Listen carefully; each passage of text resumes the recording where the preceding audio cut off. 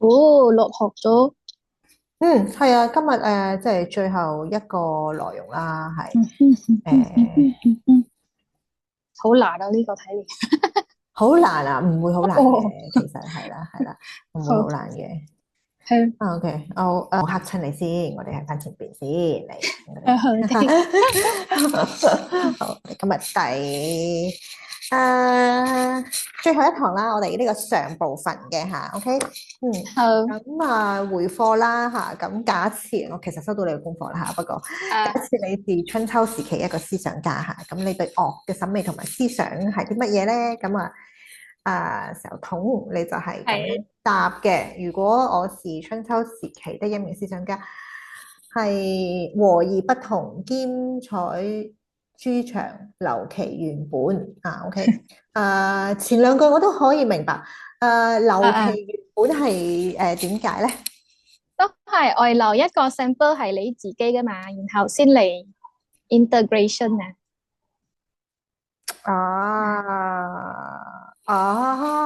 即是嗯，你即係其他派嘅，即係你都好採納佢哋嘅長處嗰度啦，即係佢哋比較你比較喜歡嘅觀點啦，咁留翻佢原本呢個觀點啦，係咪啊？就係因為春秋時期係好多諸侯國噶嘛，不嗯同嘅諸侯國其實佢係有自己嘅音樂嘅，咁嗯你就愛留一個道統話，誒，我呢個諸侯國我嗯自己嘅純嘅係咩，然後我先去學其他人啲嘢，咁嗯樣咧。嗯，嗯，明白明白明白明白，OK，即是好清楚，嗯我寫嘅誒。時候好似猜寫，我冇諗到咁讀出嚟好優似啊，哇！你係明好羞恥。明明明踩暗讚啊冇，呢個真係讀起嚟，哦，係！OK，咁嘅好，感覺。咁我哋繼續嗯睇落去啦。咁你首先對呢個嗯周代文化嘅禮崩樂壞呢個情況，你就做咗一個自己嘅見解啦。你認為嗯佢其實係因為時代嘅變遷係好自然發生嘅一啲地方分權嘅現象啦。OK，好。咁地方諸侯各有自己嘅音樂同埋特色啦，即係應該廣泛咁樣學習同埋記錄唔同嘅音樂，欣賞最原本嘅傳統音樂嘅同時，亦都鼓勵不同嘅諸侯國音樂特色之間結合嘅產物。嗯嗯OK，好。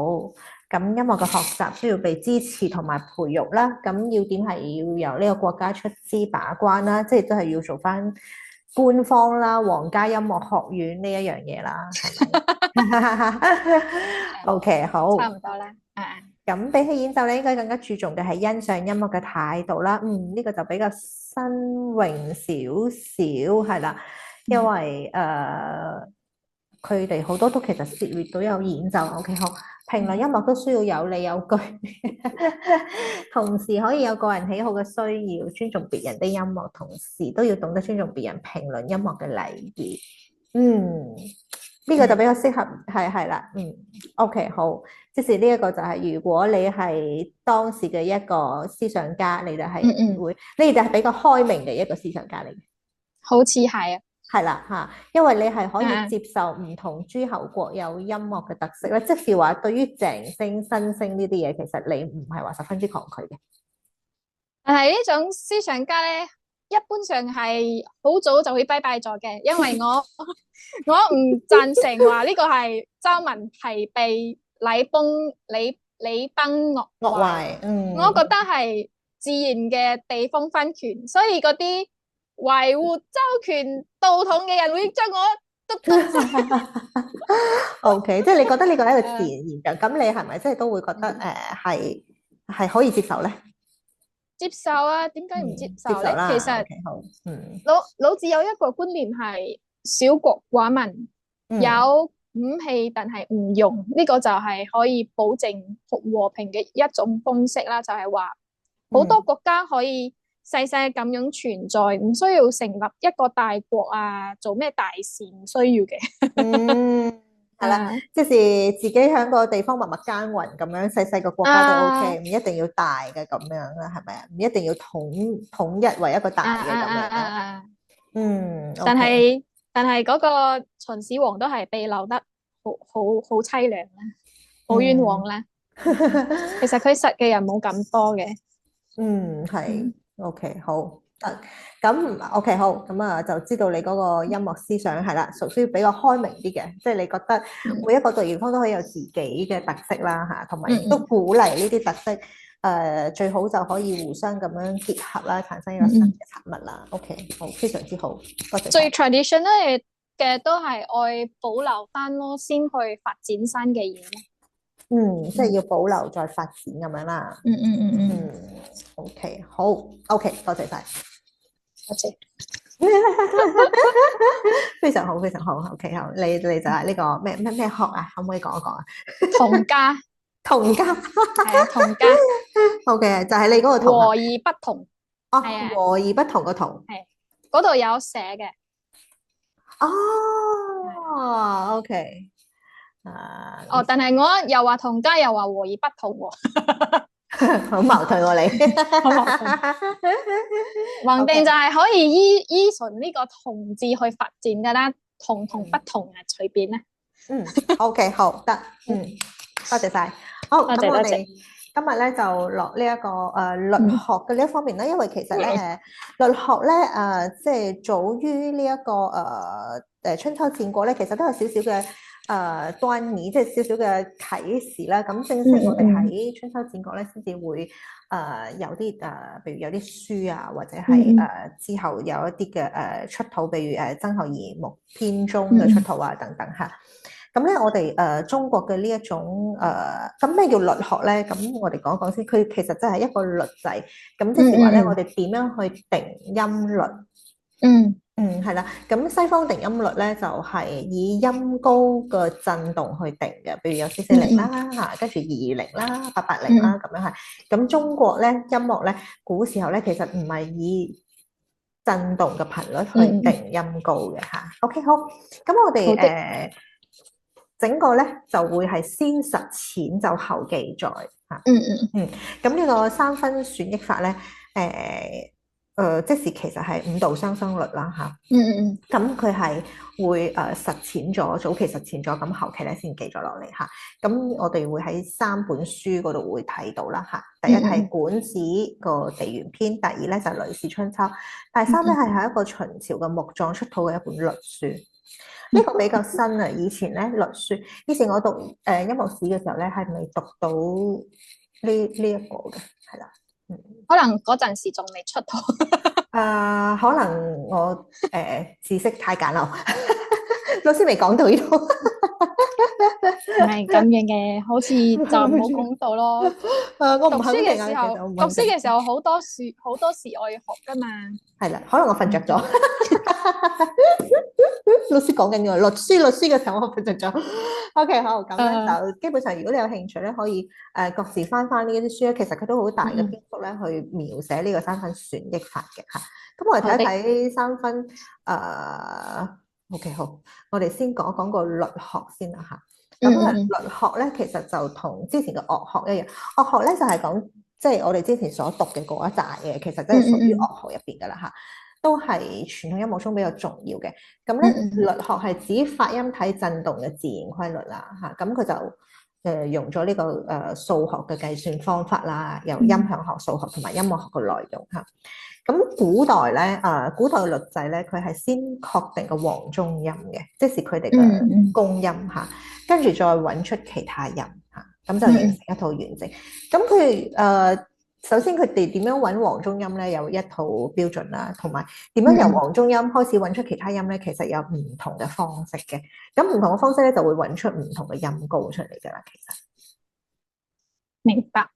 係啦，所以咧現時咧其實都會存在係有唔同嘅律制嘅，即係喺西方音樂入邊嚇，即係唔單單我哋中國音樂會有呢一個現象啦嚇。OK 好。咁咧本課程爸爸呢個唔使理佢，因為其實咧呢個係我由另外一個樂理課程嗰度攞過嚟嘅，因為嗰個課程會介紹呢3個。咁只不過咧，十二平均律同順律咧係出現得比較遲少少嚇，咁所以咧我哋就會先講咗五度相生律先嘅，係啦。好的。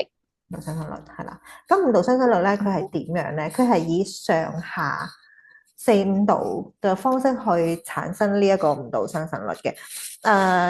陣間都會簡單解釋一下啦。咁我哋世界上咧用五度相生律嘅音樂嘅文明咧，其實包括我哋中國自己啦，古希臘啦，跟住呢個即係畢達哥拉斯嘅定律法啦嚇。咁所以有啲人會覺得係咪會互相去參考咧咁樣嚇？但係我就會覺得世界嘅文明咧，其實佢係各自有自己條線去發展嘅咁樣。只不過有好多嘢咧，佢定律發展，佢一定會係呢個階段，下一個階段就係另外咁樣，就會比較相似嘅嚇，係啦。OK， 咁就包括中世紀阿拉伯人嘅四度相生法啦。呢個就係五度相生律啦嚇。咁喺中國咧，呢個係一個比較重要嘅律制啦嚇。咁有兩種嘅方法去做呢個五度相生律嘅。第一咧就係呢個三分旋益法。係啦。第二個咧就係五度相生法。咁我哋今日會講嘅咧就係三分旋益法。咁佢點樣做咧嚇？其實佢好簡單，我哋睇一睇呢個圖表就明㗎啦。好，首先我哋揾到個公音，公音咧係以前嘅數學家咧，佢就將個公音定81，即係呢個長度嘅刻度咧就係81。咁呢個長度有幾多咧？嗱，佢雖然有一個數字81，但係佢唔係永久固定。我哋之前都講過，每一個朝代更替嘅時候咧，呢一個81咧，佢都會重新去揾翻出嚟，究竟有幾長？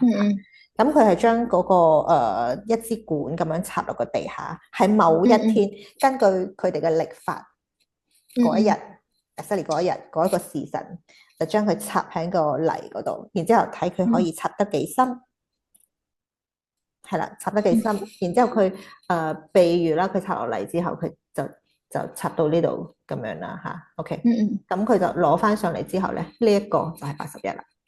呢個就係81。咁呢個亦都係個公音、黃中音。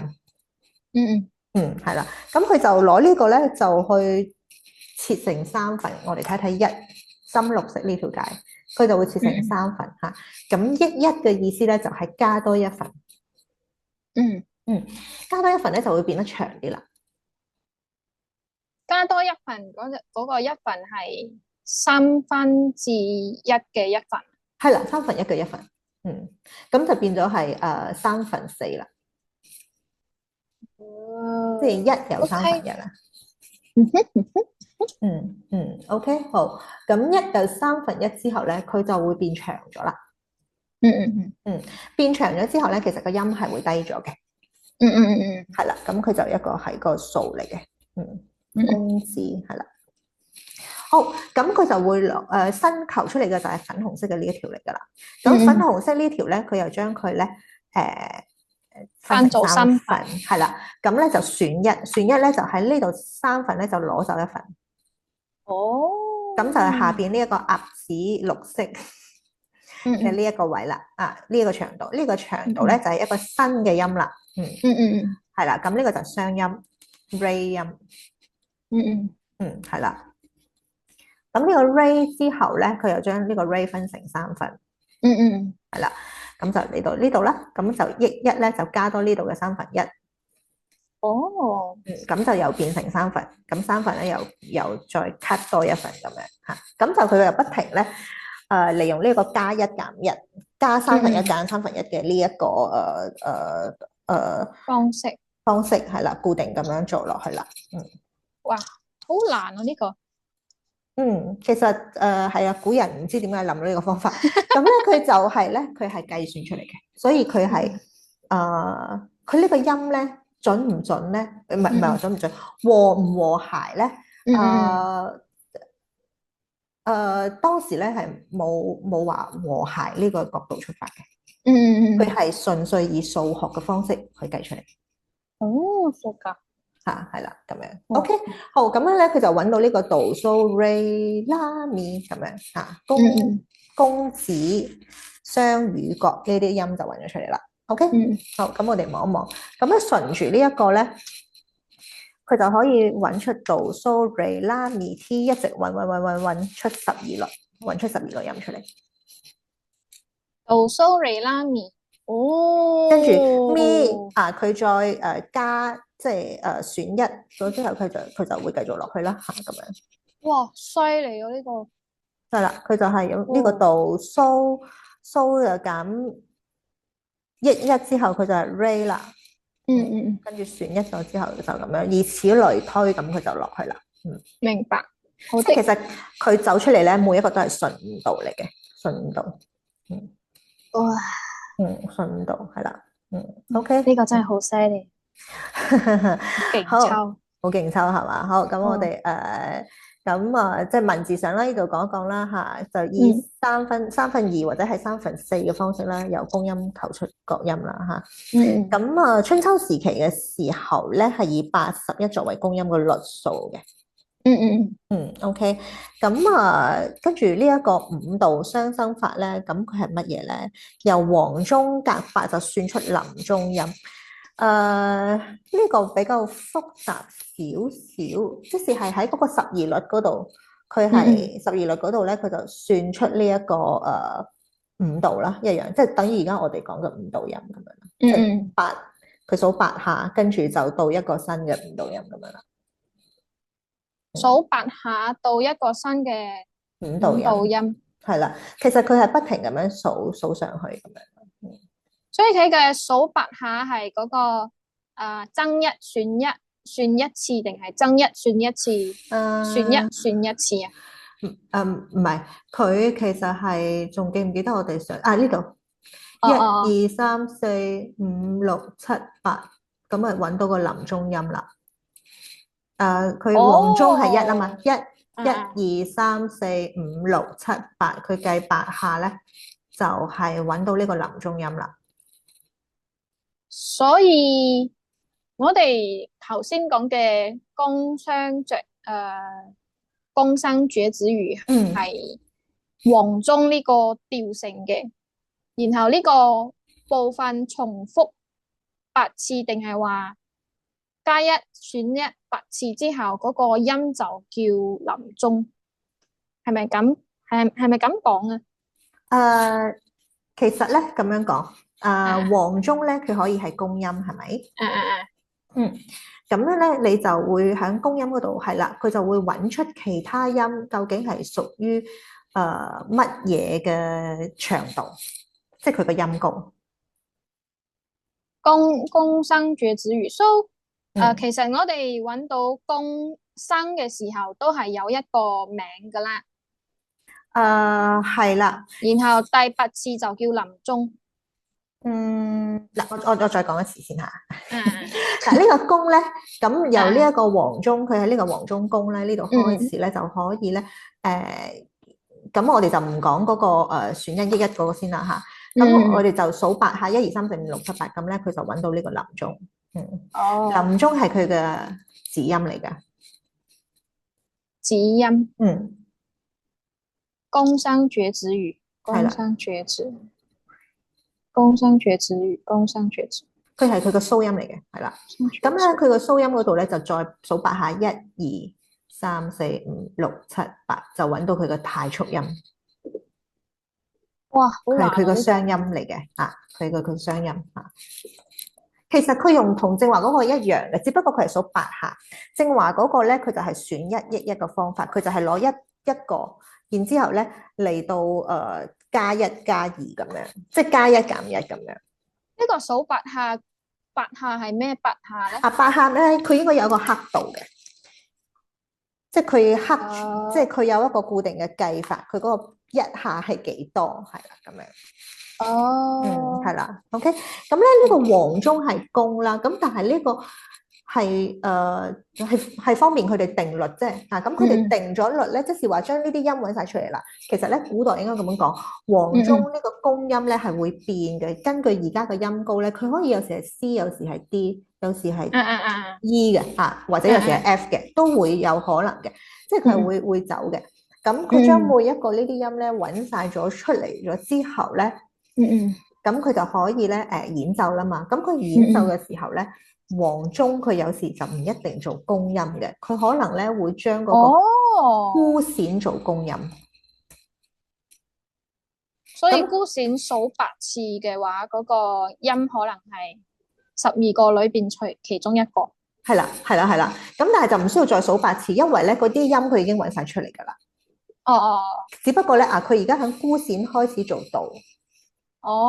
係啦，咁啊可以演奏一個新嘅音階咁樣到，跟住呢個鋭賓咧就係雙音啦。係啦，即係呢個係可以變嘅，即係唔一定黃中就一定係公音嚇。只不過咧黃中做咗公音之後，佢係有一個標準點樣揾出其他音，因為其他音係未有音高嘅，即係我哋要有一個概念，佢唔似而家我哋行喺個鋼琴前邊，C 係公音，跟住咧我哋就彈啲跟住其他咧就已經 list 晒出嚟啦嘛，你跟住彈就得噶啦嘛。但佢唔係嘅，佢除咗一個公音之外咧，佢咩音都冇噶啦，佢要重新揾過。除咗公音以外，其他嘅都冇，呢個就係要數數嘅部分。係啦，咁其他完全其他音 re mi fa sol la ti 係唔存在嘅。咁我哋而家要計出嚟，點樣揾出嗰幾個音？呢個就係律制嘅方式。係啦。明白，係啦，咁因為以前咧嗰啲我哋喺曾孝儀編鐘咧，嗰啲編鐘佢做出嚟咧，佢係計好咗先至做嘅。係啦，咁就唔係好似鋼琴咁，你一行埋位佢就有呢一紮嘢嘅，你一登機就有呢紮嘢，冇嘅。你登機咗之後咧，所有都係零。慢慢係啦，你要由個黃中音開始再諗過呢個度。但係你好睇嘅音喺邊度？係啦，計個黃道吉日咧，插個支嘢之後，嚟呢個音名，跟住由呢個音開始再重新做一套新嘅音高標準出嚟。明白。係啦，咁所以咧，呢一啲黃中大呂太速夾中孤閃咧，呢個係音名，但係佢如果你講固定嘅音高，佢係冇意義嘅，因為佢根據唔同朝代咧，嗰個音高係會變嘅。呢個只不過係一個音名，好似 D 調嘅哆唻咪發蘇，係啦，同 C 調嘅哆唻咪發蘇係唔同嘅，但係都係叫哆唻咪發蘇。啱啦，係啦，可以咁樣理解，好的，可以咁樣理解。OK， 好，咁所以宮商角徵羽都係一樣啦，即係佢係冇一個固定嘅名字嘅。好的，好，咁啊呢個就係兩個方法啦。不過可能第一個方法好容易理解啲啦，因為第一個方法咧純粹係用數學嘅方式去計出嚟嚇，現代人會理解啲。第二個方法咧就好似好簡單，唔知點咁樣，但係中間有無限想像嘅空間。OK， 好，咁咧咁佢計算咗唔同嘅音之後咧，其實佢需要喺一個8度之內排翻落去嘅。係啦，咁我哋望一望佢雙生嗰個次序啦嚇，先揾咗公音，公音已經有咗啦，然之後字音呢個係剛剛我哋嗰個圖表啦嚇。係啦，咁我揾咗之後咧，佢就要排翻啦到跟住係 re， 跟住係 mi， 跟住係 so， 跟住係啦咁樣。其實佢呢度係數啦，do re mi。佢係數啦，到 re mi 係數係低啲嘅數啦，跟住去到do re mi，到 re 喺度係啦，因為我哋見到咧個順序係即係長啲嘅，108、96、81、72、64。明白。係啦，但係佢揾嘅時候就唔係，佢揾係 do so re la mi ti 咁樣揾上去。do so re la mi，係啦，呢個佢揾出嚟嘅時候嚇。OK， 好。咁咧呢一個律制咧，其實中國之後都有幾個律嘅嚇。咁呢一個律制咧，係經過實踐咧，佢係最好聽嘅，比較好聽嘅。OK， 佢比12平均律會好聽，但係咧佢轉調有問題。因為唔係 equals 嘅。係啦。佢去到其實我哋就係講不能還原黃中宮，即係咧嗱，佢到最後計咧，佢咪咁樣計嘅，計到呢一個音咧，升 T sharp 啦 ，suppose 咧係同度咧要同一個音嘅。因為你即係唔係同一個音，你係要同一個 double 個倍數啦，因為你高咗一個8度啊嘛嚇。係。但係咧，佢用呢個方法計出嚟咧，如果係好仔細，佢唔係嘅，佢還原唔到黃中宮，係啦，好犀利，即係佢還原唔到個宮，咁變咗佢哋嗰個轉調就有問題啦。就係無限旋落去，係啦，佢爭少少，非講得非常好，所以後期咧就不停咁樣咧出咗我哋呢一個64律啦，128律啦，佢就將佢呢個無限拆細、無限計落去，好似嗰個圓周率咁樣。係啦，咁但係其實咧都係冇意思嘅，因為到最後咧佢都係翻唔到最後個點。啊，明白。OK，因此就出現咗12平均律啦。12平均律係12平均律，嗰12個音咧就係平均嘅。而家佢呢12個音咧係唔平均嘅，佢有啲音係闊少少，有啲音係窄少少嘅。係啦，咁就係因為呢個原因咧，所以就還原唔到啦。咁如果佢12平均律嘅話咧，佢就可以完全轉調冇問題啦。明白。係啦，咁呢個就係佢個問題。但係佢好聽啲12平均律咧，其實係而家個律制嚟講咧，佢係唔和諧嘅，會有少少摩擦咁樣。係啦，佢個度咪唔和諧嘅，順律嘅度咪就好好聽。順律咧係小提琴弦樂會用嘅，佢又唔一樣嘅。咁係啦，順律佢嗰個計法又唔一樣。咁但係佢出嚟嘅音咧係特別舒服嘅。所以點解我哋聽弦樂重奏咧，你聽佢嗰個和聲咧好好聽。但係你聽如果你淨係單彈一個 C 同埋一個 E 啊，鋼琴上面啦，你聽到有擦音嘅，佢兩個唔係完全和諧嘅，係啦。唔係你個琴唔準，亦都唔係你個耳仔有問題。我曾經都懷疑過，我係咪我個耳仔有問題咧？做咩每次我聽呢個度咪，人哋話好準，但係點解我聽唔準？摩擦，但佢係有少少唔準咧，佢爭少少嘅啫嚇。如果你聽慣12平均律啦嚇，彈慣鋼琴嗰啲人咧，你唔覺得佢唔準嘅，因為你聽慣咗，你個耳仔已經係調咗去到習慣咗和諧。但其實佢唔係唔準。佢係唔和諧啊，明白，係最和諧，好似有啲柒柒咁樣。係啊，你可以揾個鋼琴去試下，係會咁樣嘅，係唔和諧。但係順律係最和諧嘅，順律係最和諧，係啦。咁我哋呢個5度雙生律咧都和諧，係只不過佢個缺點就係轉唔到調，有1號冇2號，係咁噶啦。係啦，就係咁噶啦。OK，暫時我哋係未有一個律制咧，十分和諧，但係又轉到調冇，即係證明我哋嘅聽覺咧，如果你係將佢硬硬咁樣咁平均咁分咧，對於我哋嘅聽覺嚟講咧係唔和諧嘅。明白。OK，好，咁呢個咧就係一個又唔係話簡單咧，即係只不過因為春秋戰國我哋淨係講一個律制啫嚇。咁所以就暫時就係呢個啦，OK。咁總結咧就係咧，我哋嘅黃鐘會可以係宮啦，臨鐘都可以係宮啦，等等啦。OK 嚇。咁咧有2種方法係先選後抑或者係先抑後選，其實係個次序嘅問題啫。你係先加1啦，定係先減1？咁樣攞出嚟嘅嘢會唔一樣嚇。OK。咁就可以係啦，一直推到12律，咁所以係可以做到7聲音階嘅。明白。好的。好，7聲音階加。變音咁樣，嗰個先抑後順係咪就係臨鐘為宮嘅算法啊？唔係，先抑後順係先抑咧就先加多1分先啦嚇，跟住都要選1啊嘛。如果係先選咧，就喺呢度3分咧就先減1分先。係啦，先減1分先，然之後再攞呢度呢個長度分成3份，跟住就加1。咁樣係啦，即係所以呢個都係算同樣嘅調嘅音高嘅3分選抑法係啦，同樣嘅調嘅音高嚟嘅。明白。只不過佢計嘅次序唔一樣咁解啫。明白。OK， 咁咧古代嘅文獻入邊咧就會有寫有啲諸侯國或者有啲時候咧佢係先選後抑咁計，有啲係先抑後選咁計。即係呢個咧，亦都係可能係個習慣唔一樣啦，嚇。當時候嘅音樂家或者係個官員係啦，咁樣。明白。OK。好，有冇問題啊？咁我哋基本上咧，接落嚟就係聽啦。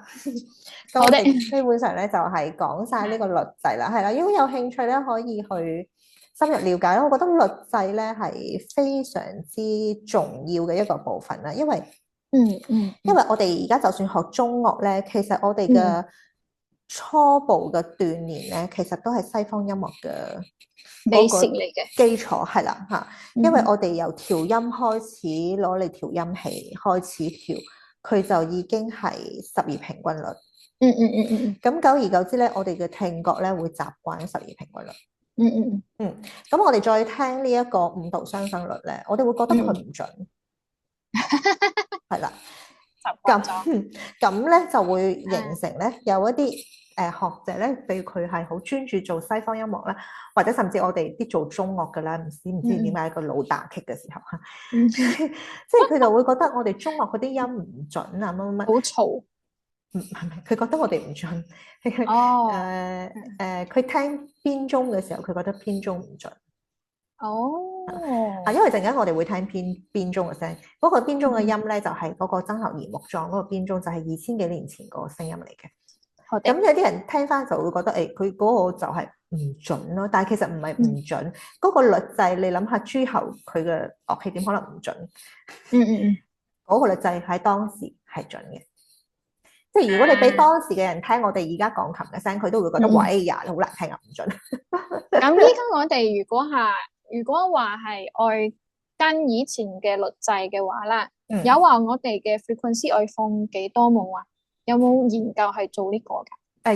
有研究。你要完全復原咧，嗱你就咧要揀一個時期嚟復原。譬如我揀曾侯乙編鐘嘅時期嚟，因為曾侯乙編鐘咧，佢已經有晒嗰個側音嘅結果㗎啦。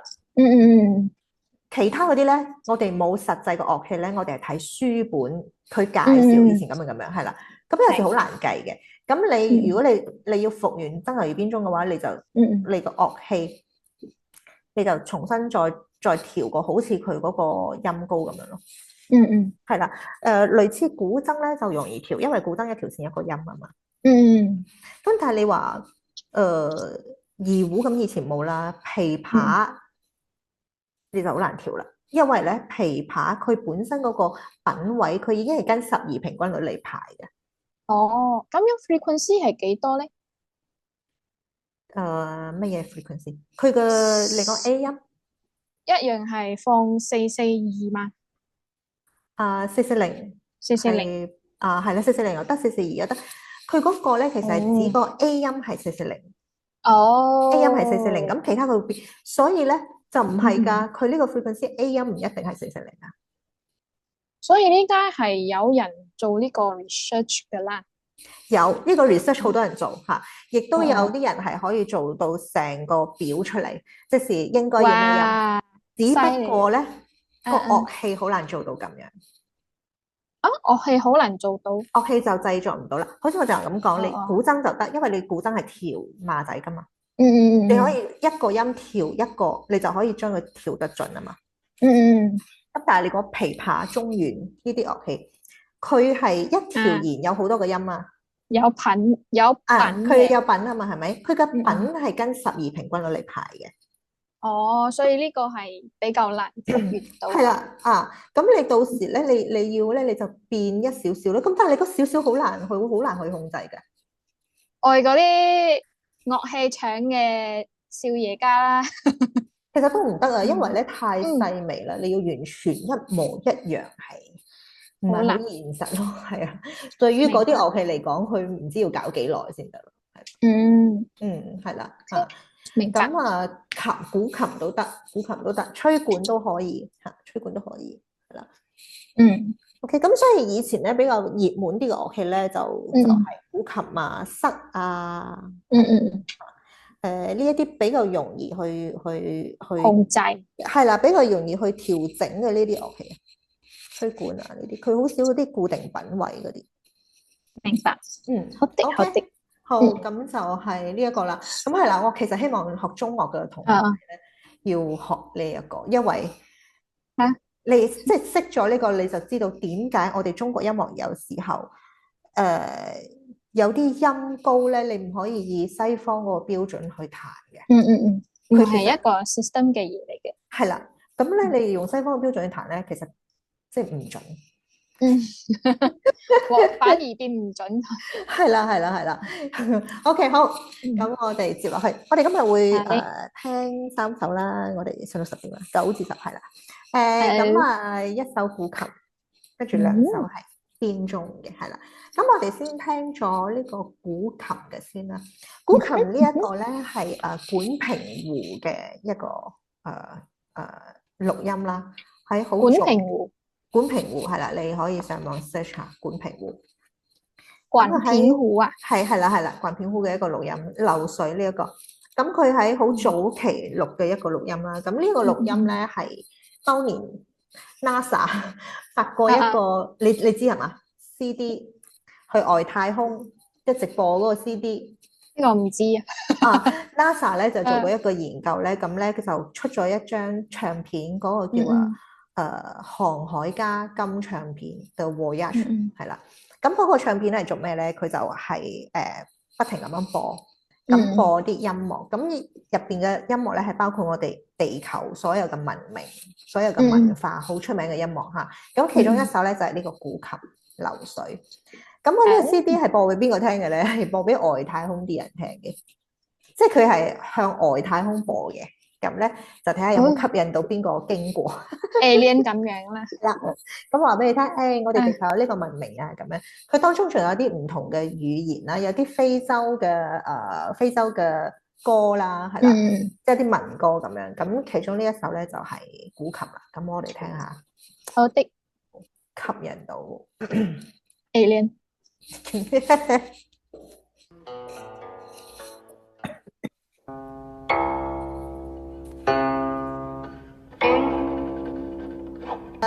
嗱，呢個就係其實好有中國傳統審美嘅一首樂曲啦。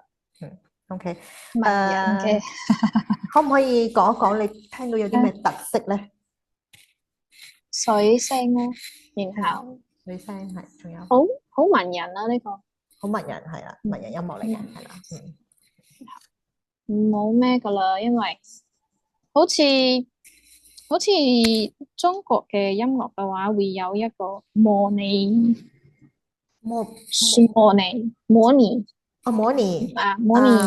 水嘅唔同嘅情況咁樣啦，我覺得係有嘅，係其他嘅我冇咩 comment。OK， 係佢有一個模擬嘅呢個手法啦，係啦，模擬係啦，其實佢係高山流水咧，佢前面有一段係講山嘅，咁呢一個係有個典故啦，即係當時候有一個你知呢一首《高山流水覓知音》呢一首歌，你知咗佢個典故係嘛？係，但係嗰個人名我唔係好記得咗。鐘子期啊，鐘子期係啦，OK， 咁啊就白雅，係啦。好，咁你知道我就唔再講啦。呢個故事嘅背景係啦。咁中國音樂好重要嘅一個審美傾向咧，係佢嗰個韻係啦，韻係啦。即時咧，佢嗰個音，佢好多音咧，其實佢都唔會實實在在咁樣彈出嚟啦。佢係會靠啲滑音啊，係啦，滑音啊，或者啲打音啊，即係佢有一個實音，跟住佢有一個韻音。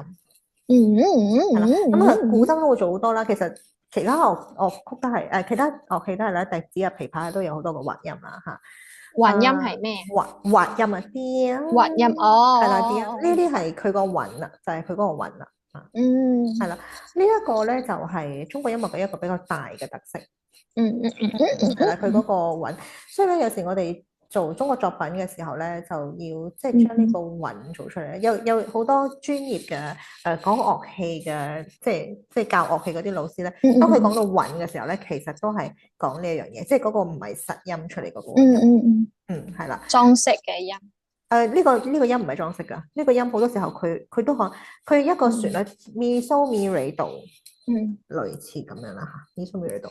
佢就可以用啲啲低等去做，佢每一個音都係主音嚟噶，冇裝飾音嘅，佢呢度係啦，但係佢就唔會啲燈啲低燈，中國文有人覺得啲韻味喺嗰度。係啦係啦，中國文人覺得你咁樣好戇居，戇居，好死啊！係啦係啦，咁咧佢哋就多數都係啲啲低啲兩，即係啲兩就可能係都係佢個韻嘅一個部分嚟㗎。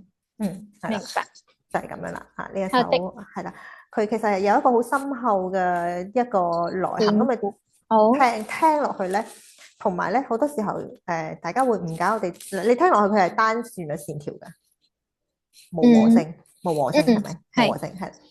咁中國音樂嘅和聲體現喺邊一個位置咧？佢有時彈咗一個低音之後，嗰個低音有餘音嘅。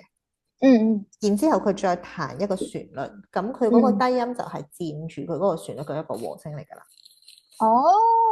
係啦，傳統樂曲好多用呢種手法嘅，其實。彈完嗰個數哆哆哆哆，嗰個數咧係有一個延長嘅，數哆哆哆哆，咁數到就變成咗一個 chord 嚟㗎啦。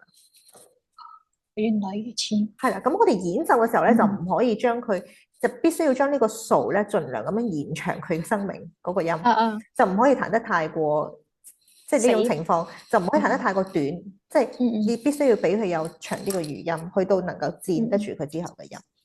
原來係咁。係啦，呢個亦都係體現我哋嘅和聲嘅呢個部分啊。明白。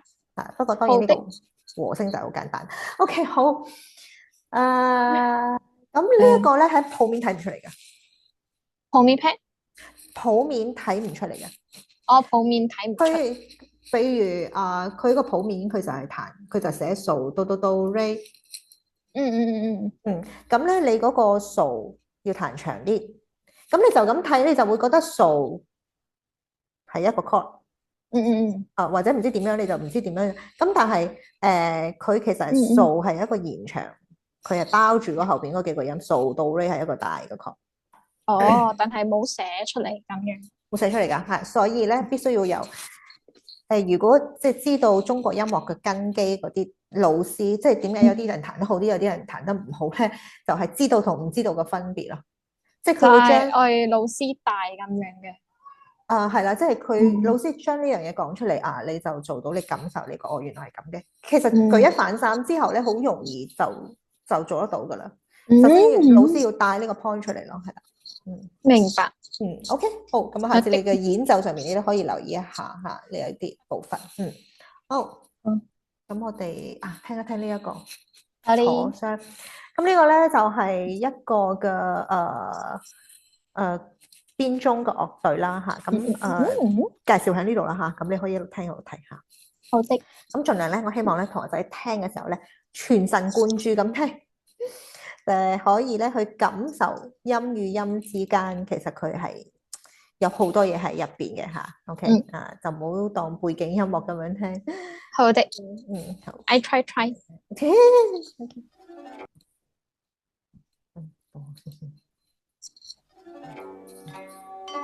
唔喐。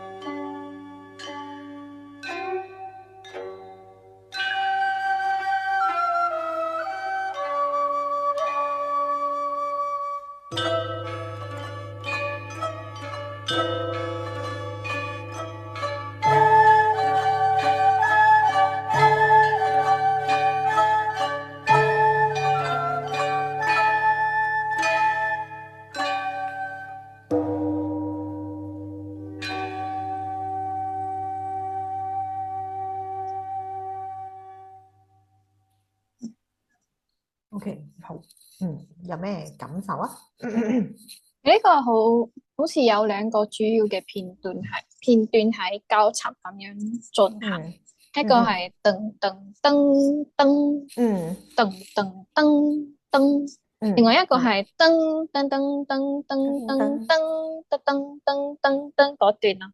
其實我聽到嗰個噔噔噔噔噔噔嗰個啦，我諗緊嘅係好華麗嘅場景喎，好似驗歌驗舞咁樣。我可能係因為其他古裝劇啊，有用呢個曲做跳舞嘅音樂，係伴樂，應該係應該有，係好熟悉我都覺得，係。如果係咁嘅話，其實佢唔好講嗰個跳舞噶啦。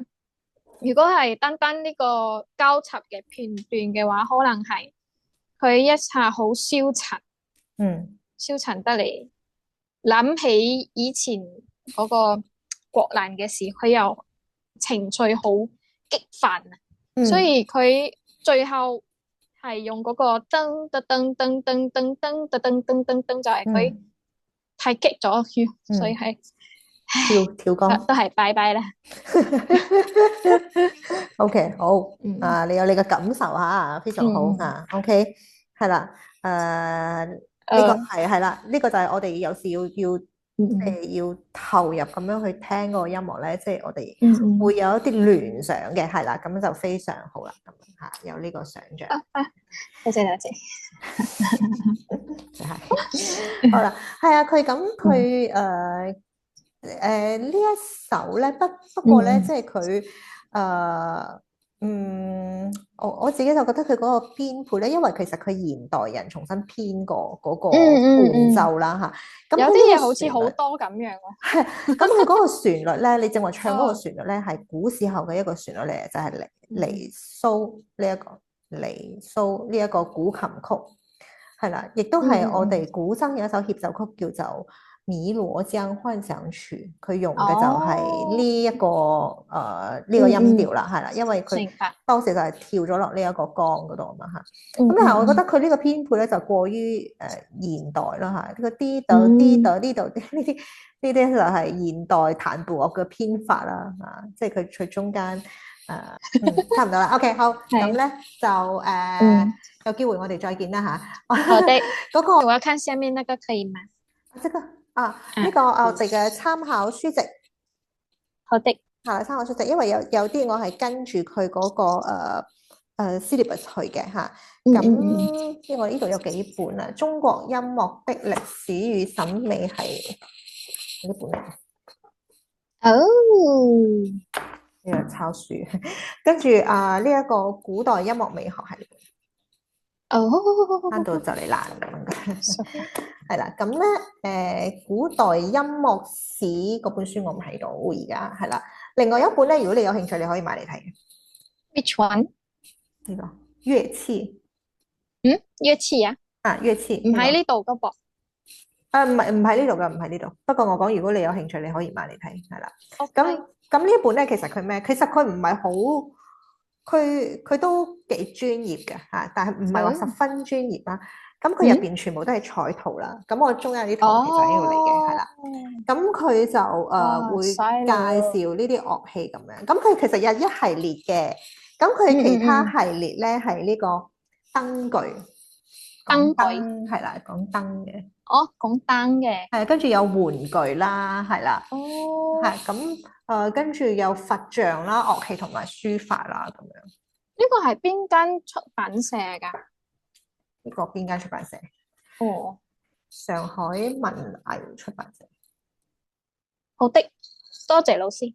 係啦，彩圖版嚇，OK，彩圖版。好。咁可以去，係啦，佢拉尾係後邊佢呢個有呢個系列。好的，好的。所以佢唔係話十分之專業，佢係即係呢啲文藝嘢一個系列咁樣嘅，係啦。咁如果你要睇十分專業嗰啲考古嘅書咧，有啲沉悶。好的，明白。呢個比較有趣啲。其實因為我好多嘅彩圖版都係喺呢本書嗰度攞出嚟嘅。其實明白。係啦。好的。OK，好，咁咧就咁啦。OK，再見。老師，拜拜。拜拜。多謝晒。